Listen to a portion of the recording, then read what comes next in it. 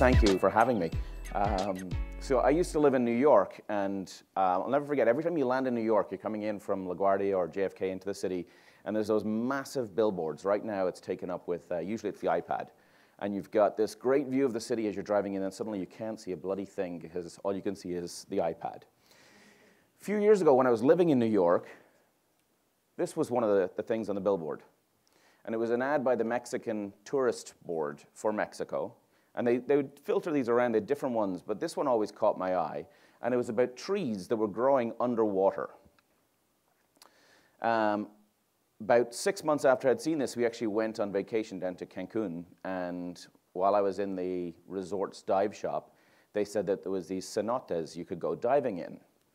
And after I said, bless you, I said, what's a cenote? It's the Mayan word for a sacred well. And they're freshwater caves and caverns that you can go diving in. And sure enough, when you go down, you'll see things like trees growing underwater. And if you've ever gone spelunking, one of my favorite words, my kids love it too, you've seen stalactites, stalagmites, columns that have grown from formed over years from calcium deposits. When you go diving in these cenotes, you see the same thing. You're just sort of suspended between them. It's really, really cool. Now, if any of you are divers, you'll know that before you go diving somewhere you haven't been before, you always get a briefing before you go in. What are we going to be seeing? What's the current, temperature, visibility, all that good stuff. There is no current. Temperature is cold because it's fresh water. But one of the things they warned us about was we would get to a point about 25 feet down where the fresh water that we were diving in would become salt water. And we would experience what's known as a halocline, which is a bit like this. So this is an in-focus photo, as you can tell from the bottom of it. But where the salt water meets the fresh water, you get this brackish, kind of shaken up, you can't see a thing. You're holding on to a little rope, and thankfully they've warned you about this beforehand, because otherwise you'd freak out. You suddenly can't see a thing. You can barely see your hand in front of you. And if you go up a few feet or meter, everything's clear again because you're back in the fresh water. If you go down a few feet, everything is clear because you're in salt water. And in the middle of all this, you just can't see what's going on. Now, why the hell am I telling you all this? Because I think this is where we are today. It's really hard to figure out what's going on. We can go back up a few feet. If we go back 5, 10 years ago, everything was really simple. An email address as a key, or even before that, name and address as a key. Today, what's a key? It can be an IP address, a cell phone address, an email address. It can be anything. And how do we tie a social handle? How do we tie all of these things together? And what do we do with it once we do it? Big data, medium data, small data, right data, wrong data, all this stuff. So all these different terms, buzzwords, we're all using them, in some cases interchangeably. And what we're really saying is, I'm holding onto this rope for dear life, because if I let go, I can't see what's going on. And what we're trying to get to is this sort of promised land, if you like, of everything's clear again. There's these beautiful trees growing under the water, these columns, stalagmites, stalactites, etc., that I can suddenly understand and hopefully use these things and not have them sort of fighting against me. So just use it as an analogy. I'll probably bounce back to it a few times, because I just think anyone who tells you right now that they have the answers, I'd call BS on it. And so I'm not going to stand up here and tell you I have the answers. What I am going to say is we're living in this world of utter disruption. And that's an opportunity and a threat. And so that's where I'm going to focus a lot of this, that in this world of disruption, it's harder than ever to see the right approach. And so you notice in Craig's Q&A, some of the answers were, a lot of this is going to depend. Every company is different. Every technology stack you're starting from is different. And so with all of this disruption going on, finding that right path is harder than ever. So for the next, whatever length of time I have up here, 50 minutes or so, I'm going to jump into a few different things. I'm going to try to talk about what disruption we see and how it's affecting business, your customers as well as your own organization. I'm going to talk about something we refer to as the Marketing Technology Office. Both of these topics, you're going to see a lot of overlap, or if not overlap, certainly you'll see a lot of connection points. And then I'm going to talk about what you can do, and this is where I'm really going to get into sort of, here's how we're viewing the world evolving and going, and here's how we're starting to think about the world to try to sort of set that stage for, maybe this is the salt water down the road. So let's jump into some of that disruption. start with a definition. And there's a colleague of mine, James McQuivey, who's just written a book, it's just published, I think, last week, called Digital Disruption. And one of James's comments is up here, that when companies adopt technologies, they do old things in new ways. When we introduced email, we did direct mail digitally. When we internalize technology, we find disruptive things to do. So it's a subtle change. It's internalizing that technology to change who we are and what we do. Everyone today is a technology company because we can't operate. And every marketing department is a marketing technology department because we can't operate without technology. And so we are all, whether we like it or not, whether we think of it ourselves or not, we're all digital disruptors. And if we're not thinking of ourselves as digital disruptors, your competition are thinking of themselves as digital disruptors. And so I would encourage you to start thinking of yourselves as digital disruptors. Think of digital disruption as going to be bigger, faster, stronger. What do I mean by that? Well, you think about the traditional ideation process. So old disruption was you got people in a room, you gave them money, and they came up with ideas. And it was a very sort of linear process. Today, there's ideas, there's people, first of all over the organization, outside the organization, startups, just different people in different functions constantly thinking about why do we do things the way we've always done them? Can't we use this technology to change what we're doing today? And some of that is relatively cheap to do. So we have opportunities to do things, more people trying to do them, needing less to do them, but creating far more ideas and opportunities as a result. And so if you think about, and James has done a lot of research around this and sort of summarize this down to, you've got basically 10 times the innovators at a tenth of the cost, which is giving you 100 times the power if you are a digital disruptor. So let me sort of repeat some of this better, stronger, faster stuff. We're building better experiences. So why do I do this? We don't start just for the sake of change, right? So why are we doing this the way we've always done it? Wouldn't it be better if we could do this? We could service our customers this way. We could start a dialogue with our customers this way. So it's a better experience for me to have and for my customer to have, creating that stronger relationship. So it's no longer that sort of funnel-based, as Craig said, 67% of them are coming to us, not us going to them at times. And then doing all of that faster and cheaper. Sounds fantastic, right? But you can either disrupt or be disrupted. While all of that is going on from an inside-out point of view, our customers are sort of outrunning us. And that can mean any number of different things. It can mean that they've researched the life out of our products and services before they ever pick up the phone, answer the phone, whatever it might be. They know the pricing better than our sales team. They know what they can get away with. They know how to play us off our competitors. They're able to do this no matter where they are, right? So we're here at a conference and somebody mentions they work for a company, we can pull it up on our phone and learn more about them rather than listen to them tell you their spiel. Let me go and see what other people have said about them. It's really hard for us just to keep up with those customers. We've talked about the perpetually connected customer. And so these are customers that are accessing the internet all day from multiple devices and from multiple locations.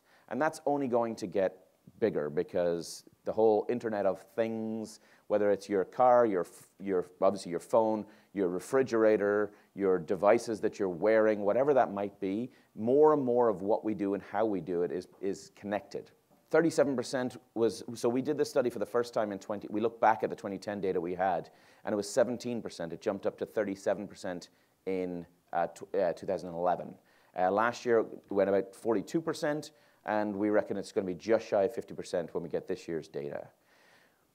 We see this continuing to grow, partly because the demographic change. When you look at the younger demographics, they're going to be about 2/3 of them probably this year will be continually connected. And we see it. Anyone who has kids of teenagers, young 20s, they're just plugged into everything you can possibly plug into. I have a 7- and 8-year-old. They're constantly plugged in. I can't imagine what this number is going to be like by the time they get older. And as product research, so we're constantly connected. We have access to all of this information. And it's not just the information we want our customers or prospects to read. Right? Therein lies part of the problem. They have access to what our competitors are saying, what your happy customers are saying, and what your unhappy customers are saying. And so all of this research being done, even for low consideration products, 2/3 of people researching low consideration products before they acquire them. And where are they doing it? Dominantly online. And actually not just online, but using multiple channels. So it's not enough just to sort of say, great, they're online, we've put all our information on our website, to the social question, to the competitor question, all the rest of it. Nobody is going to one place to get all this information. Nobody believes your salesperson, right? And so neither do they believe your website, neither do they believe your competitor, and neither do they believe all of your customers. So they're going to all these things and they're sort of triangulating and formulating their own opinion. And the challenge we have is we're in what we refer to in Forrester we're in the age of the customer. Back in the beginning of the last century, we were in what we call the age of manufacturing. And companies, the point of all of this is up here in terms of the source of dominance. How did companies become successful in each of these ages? And in the age of manufacturing, companies like, Ford is a fantastic example, right? They put their competitors or some of their competitors out of business through their manufacturing prowess. Fast forward a few years, Sony a great example, P&G a great example, and then we moved into the age of distribution. If we stay with automotive, Toyota and the Japanese just-in-time delivery in the 80s. You have Walmart, which has squeezed the life out of its supply chain in order to dominate its competitors. And in the 90s, then we moved into the age of information, where new companies came into existence based around their opportunity to know customers, products, et cetera, better. So we believe in the last few years we've entered the age of the customer. Feels a little buzzwordy. What's going to be the source of dominance in this age? What we call customer obsession. And that is structuring your business, your strategy, your budgets, all of your activity around your customer, sort of encircling your customer, understanding them, thinking about the experience that they have, and delivering the best possible experience against that. Who's going to win here? We don't know. We've thrown up some examples of Facebook, Apple, Harrah's, casinos. So a lot of these companies are companies that focus heavily on their customers, but could be in the room here, right? So who's going to dominate here? We don't know. The challenge is you can't do this unless you know your customer. You can't obsess about your customer unless you understand them. And so that creates that, what Coleman and Craig were just talking about, that creates that sort of data analytics opportunity and challenge to really know your customer inside out. This is actually 18 months old, this quote. It was Eric Schmidt, who was then the CEO, now the chairman of Google, said, they create as much information every 2 days as was created in the history of mankind prior to 2003. Andreas Weigand, the former chief scientist of Amazon, said in 2010 that more data was being created in 2010 than was created in the history of mankind through 2009. So I don't know who's right and who's wrong. I don't know how much hyperbole is in here. But whichever way you look at it, if you think these guys are out by a factor of 50%, it's still staggering how much data and information is being created. And is it big data, medium data? These buzzwords flying around are all pretty much meaningless. They're just adding to the data, right? I love the fact that McKinsey put out a 300-page report on big data. I don't know if anyone's had the time to actually read it. Data isn't our issue, right? It's a lack of intelligence. It goes back to that analytics question that was asked up here. How do we make sense of that data? What insights are in there? And if we're drowning in the data, it's a bit like that old saying about sort of water everywhere, not a drop to drink. It's sort of data everywhere, not a drop of intelligence.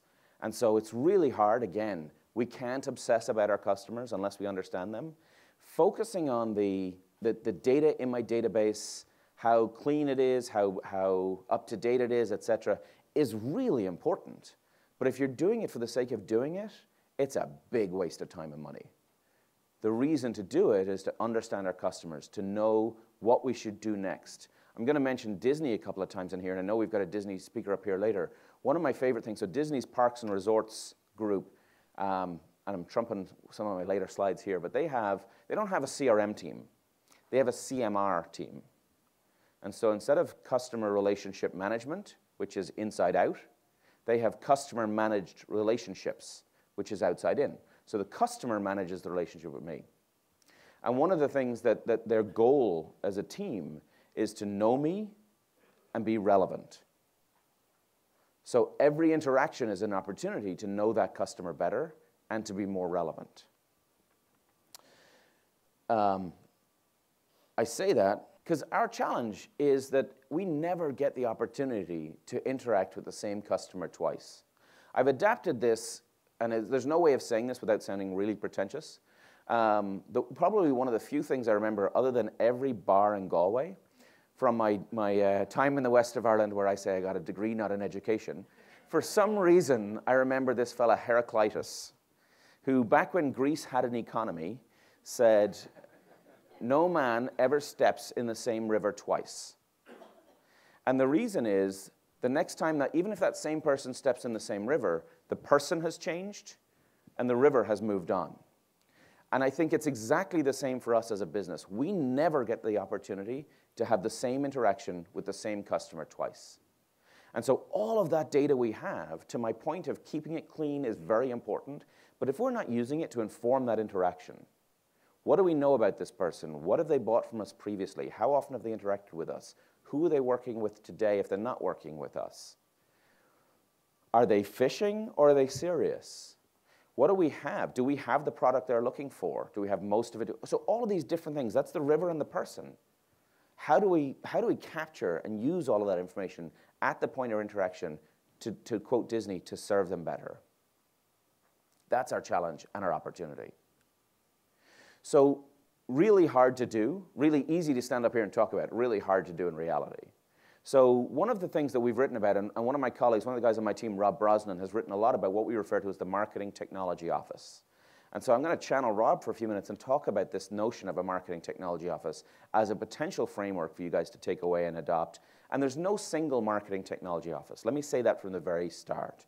We're not saying you've got to structure your business around this thing. We're saying this is an opportunity for you to think about which model works best for your company, and can you use this to better evolve, to do some of that delivery type thing that I've just been talking about.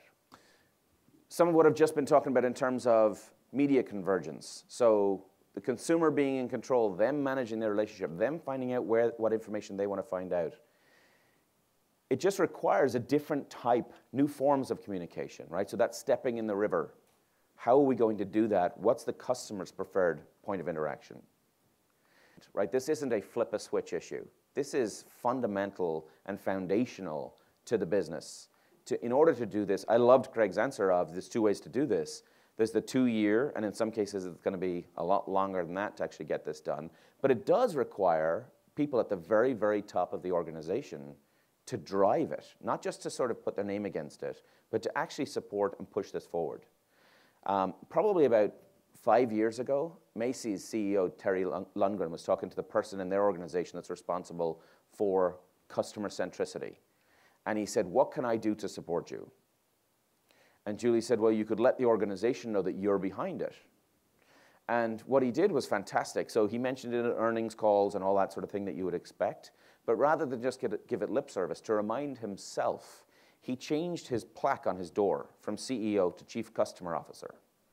And it, again, subtle change, but it was kind of a reminder to himself that this is saying the customer is the core of our focus, business. We are going to obsess about the customer. That isn't, and that Macy's will tell you they've been on this journey for about 5 years. The last time I spoke to them, they're probably about 15% of where they believe they want to get to as an organization. This is something that requires real serious commitment, planning, et cetera. When you think about the path to purchase, which again Craig talked about, customer feedback management being a part of it, but also just customer pathing, that notion of none of our customers or not all of our customers come into our organization the same way.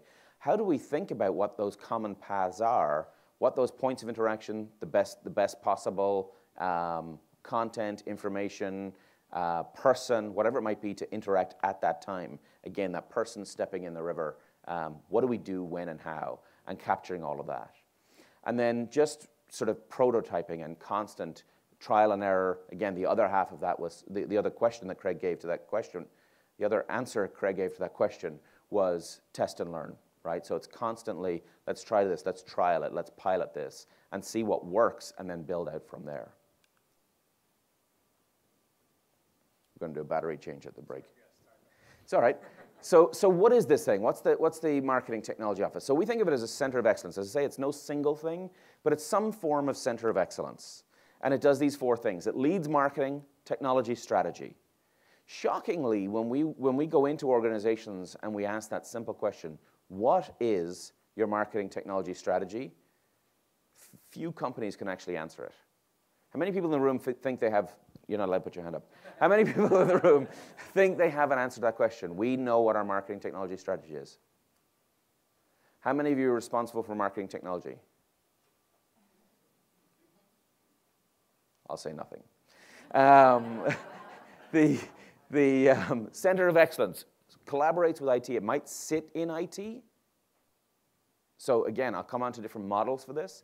It might actually sit inside IT in some organizations, but it collaborates across multiple functions. Develops marketing technologies. They may be homegrown, they may be off the shelf, but developing those technologies, what's right for us, is it interoperable with our stack, et cetera. And then it's an innovation role. I talked about disruption deliberately at the start, because this is innovation, and this is part of the function here, is both to drive the innovation, but to evangelize it. It's one thing to get your CEO changing his plaque on the door, but somebody actually has to get this stuff done, as we all know. And so part of the role of the Marketing Technology Office is to drive and then evangelize that innovation. Take charge of the marketing technology strategy. So I'm going to own this, right? So again, a lot of hands went up for I'm responsible for marketing technology. Great opportunity to go back and start planning. Think about who do we need to bring together for that marketing technology strategy. I'm not going to read through all this because I think I've covered most of it. What does it look like? It can look like anything, so don't take this as the only example. This is a classic example. This is what we're seeing most often. And the Marketing Technology Office in this case is sitting here, reporting up into customer intelligence. Big caveat on this. We sit in a customer intelligence role within Forrester. So there's a danger here of biasing our sample, right? So these are the people we're typically talking to. They're very quick to pick up the phone when we call. But they're owning all those things we talked about, the marketing technology stack. But they're collaborating, managing, interfacing with all sorts of different people inside the organization. And the point here is, it's a little like that Disney example I talked about of turning it around. It doesn't benefit any one group. It should benefit all. So from marketing's point of view, if you sit in the marketing organization today and struggle with getting IT to prioritize marketing, you're working with people who 1 minute are working on a campaign management solution and the next minute are working on an HR solution, et cetera. By having this sort of center of excellence, it elevates all boats, as it were. Bringing it back to measurement, analytics, they're responsible for all of these. But they also get to learn. We as marketers, these creative left brain fluffy people, learn some discipline, project management discipline. Think about implications, all those types of things that we as marketers tend to overlook. IT, on the other hand, sort of gets to use marketing to sort of market IT, to demonstrate the benefit of what we do. Again, there's no such thing as a marketer today that isn't also some form of technologist, in my opinion. And so they get greater influence over those marketing decisions. You get less of those sort of rogue skunk works, let's create yet another silo inside the organization because there isn't enough. And then the business overall, hopefully, is benefiting because we're doing all of those things I talked about in terms of that stepping in the river twice. We're thinking about what our customer experience is. We're thinking about our customer paths and building our solutions to meet them so that when someone does step in the river, we know what the best next action is. And we've got a broader perspective rather than just here's my view of the world and here's the answer. So quick example here from Symantec, who, I love this quote just from the very beginning here, so I do. Janice's quote here is basically, you need to have business skills in IT and technology skills in marketing. It sort of says it all, and it's that sort of cross-fertilization of knowledge. So within marketing, they created teams they created a marketing operations team. The online experience team was in there. And it's a single point of contact for IT.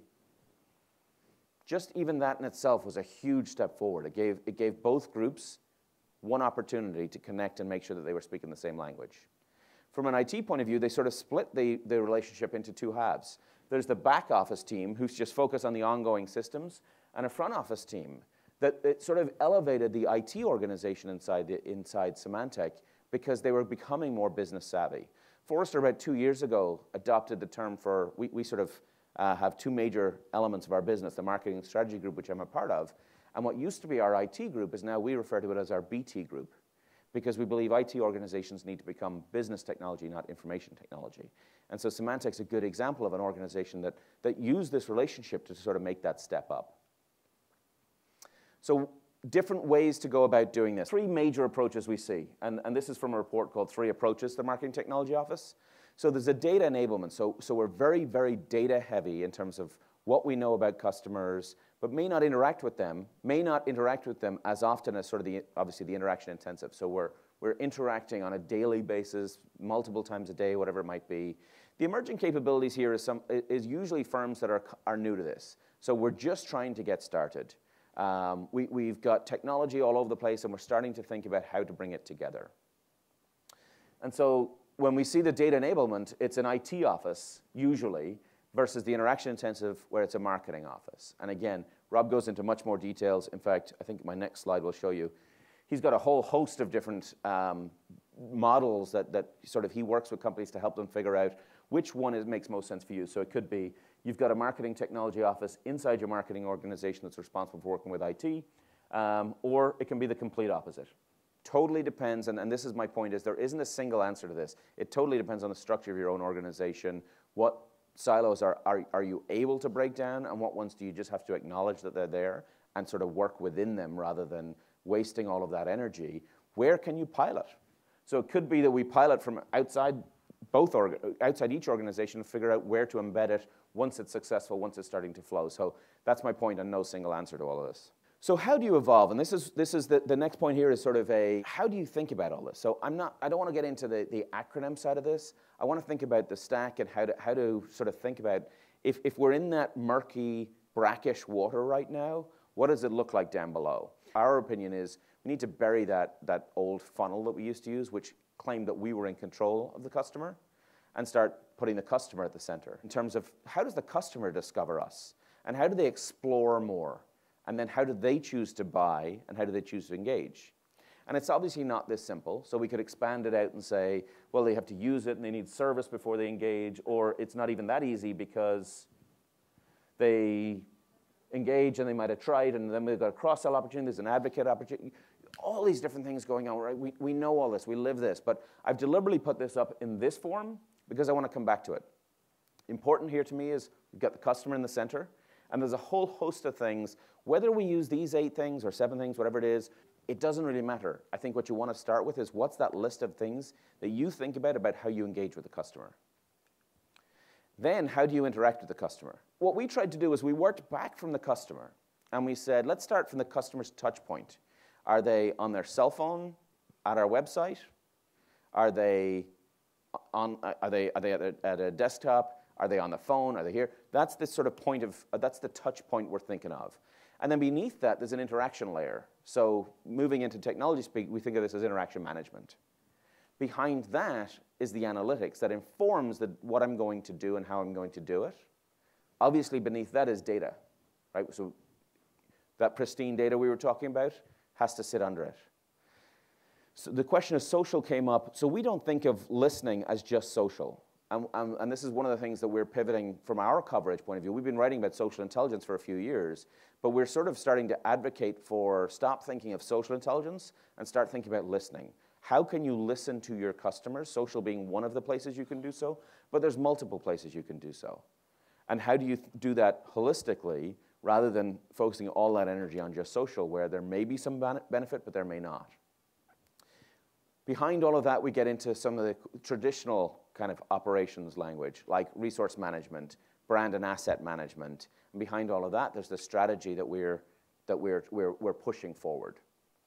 So it gets a little murky in the middle here because we're starting from the customer and coming down to the firm. But basically, what we're looking at is how do we plot those two things together? And the question came up about people and skills constantly evolving, continuing to change beyond recognition. Some of these people you can't go out and hire. You have to create them. the processes that need change, all that change management element, and then let's get into the technology and what the right sort of services versus technology solutions we need are. And just because we like different graphics, you know, we plotted the process that I talked about a few minutes ago against that interaction stack, and sort of said, so what would go where? And so we've got things like EDM and MCM here, MDM here. We've got all sorts of different, this is where the alphabet soup comes in as we're trying to think through this. We like circles, so we did the same graphic in a circle.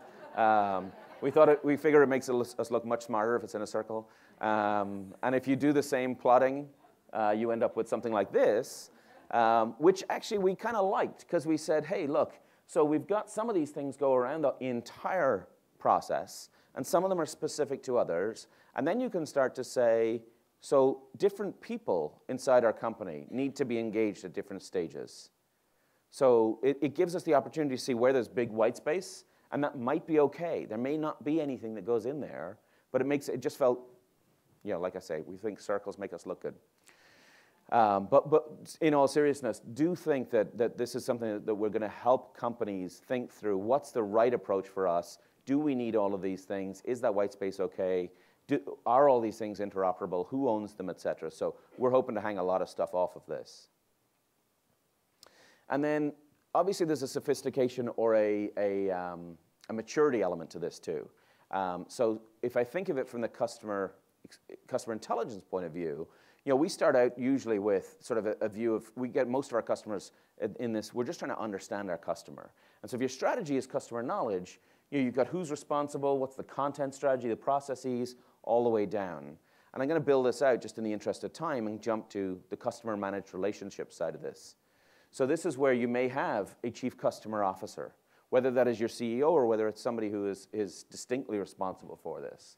And we're getting into things like content optimization and interaction management. But part of the reason I blew this up quickly is because I wanted to mention the skills part of all of that. The other question that has to be answered as we get into this is, what does a human do and what does a machine do, and how is that changing? So with artificial intelligence and all the decision management capabilities, think Watson on steroids, et cetera, you know, what do we need to do and what do we need to set up in order for that to work by itself? So let me leave you with this. First of all, I would encourage you, well, for most of you, I would encourage you to start with a marketing technology strategy. But think about, as you're doing it, are you set up to manage relationships or to allow customers to manage relationships in this sort of age of the customer? To what extent are you obsessing about customers? Who do you need to bring together in order to do that internally? And to start doing that, you know, I think we're all sick of committees and work groups and all the rest of it. But who are those stakeholders that are important? And start to have the dialogue with them. And then, depending on where you are, start to evolve your approach, thinking about disruption, thinking about your non-traditional competitors. What are they doing? How could they eat your lunch? And what do you need to do to get ahead of them? So I will say thank you. And if there's any questions, or Coleman, if you want to come up and... Thank you, David. Sure. Yeah, see. Do you want to ring the mic over? No, I can stand all by myself. For a lot of our clients, some are the folks in the room, large companies, some are small companies. How do you break it down into sort of bite-sized pieces? Obviously, you've got the circles and a lot of components of the circles, and some organizations don't have an intelligence officer. So how can you start if you are dealing from, obviously everyone's doing something right now. Yep. So what's the best place to start? Can you make some recommendations there? Yeah, unfortunately it's a big fat "it depends" kind of answer, which you know, nobody wants to hear, but I think it really does. So in that case, therefore, what does it depend on? Let's figure out what that is and start there. So what does exist today? You know, how many people know how many different systems, just purely, let's use the marketing automation campaign management as an example. Is anyone using more than 5 systems that you know of? A couple of people. Anyone using more than 3?